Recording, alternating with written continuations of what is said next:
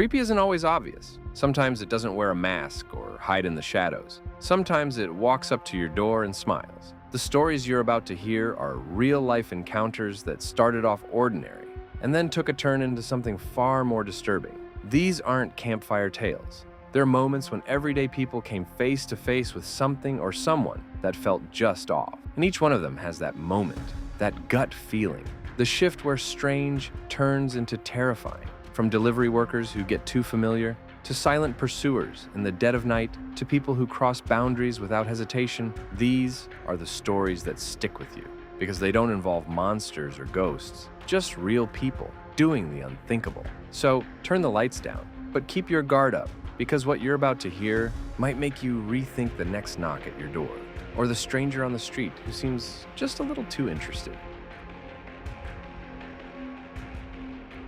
24-year-old Lena Carson had lived alone in her Baton Hills apartment for 2 years without incident. It was a quiet, well-lit building in a neighborhood that felt safe. She worked in accounting, kept to herself, and liked how predictable her life had become. Usually, deliveries were dropped off in the mailroom, but sometimes drivers brought packages directly to residents' doors. One Thursday afternoon, Lena was home early from work when her doorbell rang. She checked the camera and saw a man in a postal uniform, mid-30s, about 5 feet 6 inches, scruffy hair, thick glasses. She opened the door and smiled. "Thanks," she said politely, reaching for the box. But the man didn't hand it over. He just stared. "I've seen you before," he said slowly. "I know who you are." Lena's posture stiffened. She stepped back. "I don't think we've met." "I saw your name on your mail," he continued. "I found you on social media. Your profile's private, but you're really pretty." Lena froze, then quickly shut and locked the door. She had the whole thing recorded on her doorbell cam and showed it to her boyfriend, Jordan. He was just as disturbed. A few days later, on Saturday morning, the man came back, rang the bell over and over. Lena spoke through the camera. "Just leave the package." "I don't have one," he replied. "I just wanted to say hi. Maybe come in for a glass of water?" Lena didn't answer. She stood in silence, watching through the live feed as he lingered outside for nearly 5 minutes, eyes fixed on the door. 2 weeks later, while Lena was at work, Jordan, who occasionally stayed over, answered the door when the man returned. This time, he had nothing in hand. The man asked, "Where's the little blonde who lives here?" Jordan stared him down and said firmly, "I live here too. Leave the packages downstairs from now on," before slamming the door. That seemed to work. After that, the visits stopped. Months passed. Lena and Jordan eventually broke up, and the whole thing faded into the background. Then, one day, as Lena entered her building, she came face to face with the delivery guy exiting. He stopped, smiled. "Haven't seen that guy around lately? Did he move out?" Lena's heart pounded. She forced a casual tone.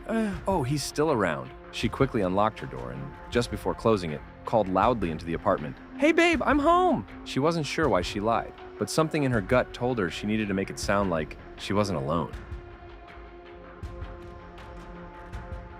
17-year-old Jasmine Lee had biked to a friend's house in Fremont Park, a quiet town in eastern Oregon. They'd spent the evening laughing and hanging out, and by 9 p.m., it was time to head home. There was just one problem. Her phone had died, no GPS, no flashlight, just her bike, and a maze of unfamiliar streets. Jasmine didn't usually ride at night, and as she pedaled into the quiet roads, the world felt unusually silent. The streetlights buzzed, her tires crackled over gravel. Even the air seemed heavier. As Jasmine stopped at a crosswalk to catch her breath, she noticed him, a man standing behind a tree on the other side of the street. He was wearing a blue hoodie and waving. Jasmine didn't wave back. She hopped on her bike and took off, cutting across streets at random. Several blocks later, she heard footsteps pounding behind her. She looked back. The man in the hoodie was running straight at her. Panic surged. She pedaled harder. Behind her, the man screamed, "F*** you!"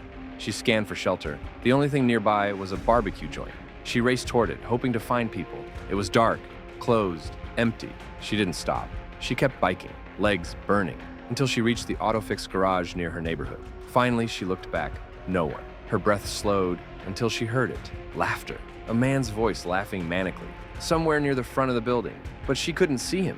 The laughter echoed, fading into the distance, like he'd backed away into the shadows. Jasmine bolted home, locked the door, pulled the blinds, and sat on the floor, phone finally charging beside her. She kept replaying the night over and over.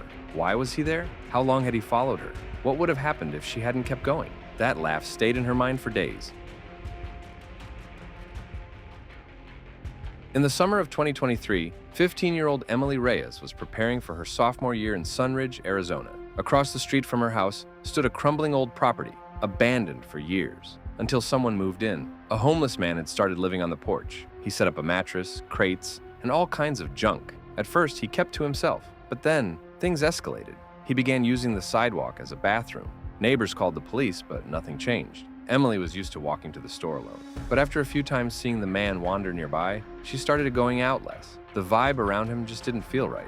One day, she was outside petting a neighborhood cat when the man approached her. "You like cats?" he asked. "Yeah," she replied awkwardly. He stared, silent, then began mumbling in another language before walking away.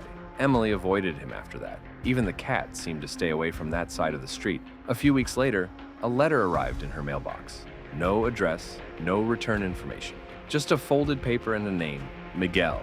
It was a love letter, confusing, slightly obsessive. The next day, another letter. This time, a poem, one that mentioned bleach blonde beauty. Emily had dyed her hair blonde that summer.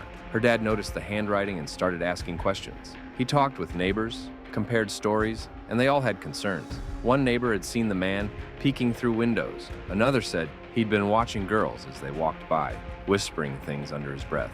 Then, on the first day of school, her dad sent her a photo. The police had come while Miguel was gone, and her dad had looked around the porch. There it was, Emily's missing perfume, the one that vanished from her room weeks ago. She froze. This man had been inside their house. She thought back to times the front door opened when no one was home, moments she chalked up to forgetfulness. He'd been sneaking in, watching her, taking things. Later that evening, Miguel returned, furious that his belongings were being thrown away. He yelled, threatened. The police were called again. When they tried to calm him, he lashed out and was arrested. The next day, neighbors shared even more. They'd seen him watching the house, watching her, peeking through windows, following her from a distance. What shook Emily the most wasn't just that he'd stolen from her. It was that he'd walked through her world like a ghost, quiet, unnoticed, until the evidence finally surfaced. It was 4:10 a.m. in Beaconsport, a coastal city in South Carolina. Chris Danner, 28, had lost track of time gaming. Now, starving and restless, he set out for the only place open, an all-night diner 10 minutes away. The streets were dead quiet. Chris popped in his earbuds and kept walking. Halfway there, something felt off. A man on a bike was following him, but not just any bike, a tiny pink children's bicycle. The man was wearing an oversized hoodie, his frame awkwardly bent over the small frame. At first, Chris thought it was just a weird late-night sight, but the man kept circling, slow loops that always ended just a few feet behind him. Then, he pulled up beside Chris and matched his pace. Chris kept walking, but took one earbud out. That's when the man leaned closer and said, "Give me your phone." Chris glanced down. The man's hand was deep in his hoodie pocket, pushing the fabric outward. A weapon? A bluff? Chris kept walking, mind racing. His stomach flipped. The street was empty, no witnesses. Then, headlights. A car was approaching the intersection ahead. Without a word, the man on the pink bike swerved hard and disappeared into the shadows. Chris stood frozen. The moment passed, but his adrenaline was still racing. The craving for food? Gone. He tucked his phone deep in his coat pocket, turned around, and headed home. Every sound made him flinch. Every shadow made him glance twice. He took the long way back, past traffic, streetlights, and gas stations. No earbuds, no phone. He didn't stop looking over his shoulder until he was back inside, with every lock bolted tight. What makes these stories disturbing isn't what happened. It's what almost happened. A man who kept coming back. A stranger who chased someone through the dark. An intruder who left no trace. A would-be thief with something hidden in his pocket. They didn't wear masks. They didn't sneak around like movie villains. They stared, they spoke, they followed, they crossed the line, and they didn't care. So be cautious, trust your instincts, and when something doesn't feel right, don't ignore it, because the scariest encounters don't always happen in haunted houses or deep woods. Sometimes they start with a knock at your door.